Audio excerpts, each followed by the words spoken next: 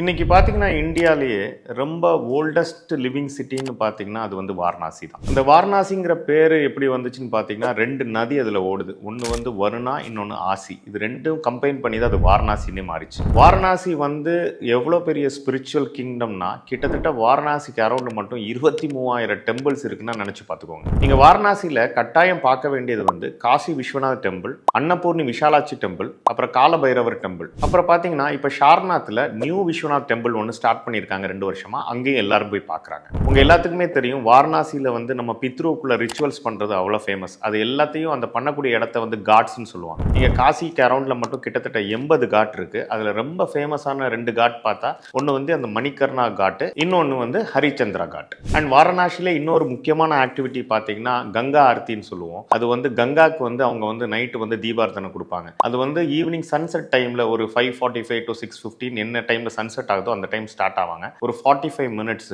ரொம்ப பிரம்மாண்டமா இருக்கும். அதை வந்து நீங்க அந்த விஷுவல் ட்ரீட்டை வந்து ஒரிஜினலா எக்ஸ்பீரியன்ஸ் பண்ணணும்னா ஆக்சுவலி அங்க ஒரு போட்டை ரெண்ட் பண்ணி நம்ம கங்கா ஆறுல இருந்து அந்த சீனை பார்க்கும்போது அதோட அழகே ரொம்ப பயங்கரமா இருக்கும்.